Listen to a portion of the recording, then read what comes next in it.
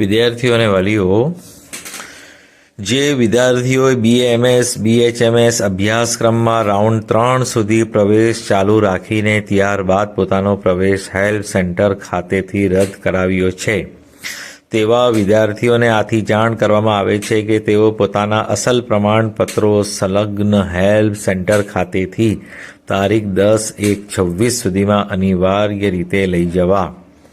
Those students who continued their admission in the BAMS BHMS courses up to round 3 and thereafter cancelled their admission through the help center are hereby informed that student must collect their original documents from the concerned help center on or before 10 January 2026.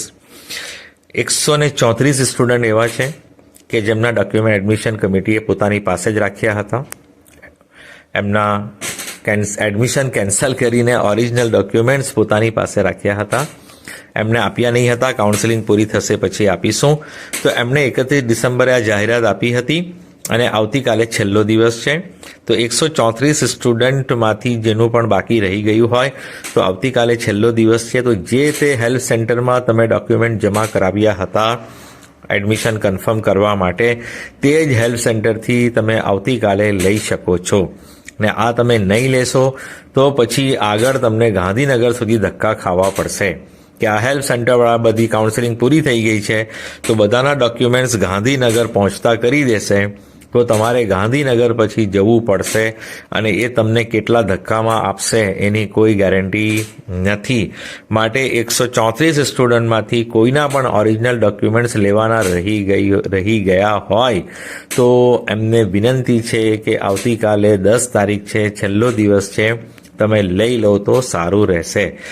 Document તમને મળશે પણ પછી તમને ગાંધીનગર સુધી જવું પડશે. હમણાં તો તમે જે હેલ્પ સેન્ટર પર જમા કર્યા છે ત્યાંથી ઇઝીલી મળી જશે અને ગાંધીનગરમાં પછી તમને વધારે તકલીફ પડશે. ક્યારે બોલાવે, ક્યારે જવાનું, તમે જાઓ તો પછી સાહેબ ના હોય, પછી આવજો, કાલે આવજો, પરમ દિવસે આવજો, એવું કંઈ પણ થઈ શકે છે કે તમારા ડોક્યુમેન્ટ શોધવા માટે પણ માણસો હોવા જોઈએ ને ત્યાં. એટલે એ બધી વાતોથી બચવું હોય તો આવતીકાલે છેલ્લો દિવસ છે. તમારા ઓરિજિનલ ડોક્યુમેન્ટ જે હેલ્પ સેન્ટર પર જમા છે તે ત્યાંથી લઈ લો જ્યાં તમે જમા કરાવ્યા હતા. એવા કેટલા 134 સ્ટુડન્ટ છે જેમને ત્રીજા રાઉન્ડ પછી એડમિશન કેન્સલ કરાવ્યું હતું. ચેનલ સાથે જોડાયેલા રહેજો જેથી કોઈ માહિતી આવે તો હું તમને જાણ કરી શકું. વિડીયોને લાઇક કરજો, શેર કરવાનું ભૂલતા નહીં. કોઈના ડોક્યુમેન્ટ હેલ્પ સેન્ટર પર રહી નહીં જાય અને પછી એમને ગાંધીનગર સુધી ધક્કા નહીં ખાવા પડે. ચેનલને સબસ્ક્રાઇબ જરૂર કરી રાખજો અને નોટિફિકેશન ઓન રાખજો. Thank you so much for listening, liking, subscribing and sharing.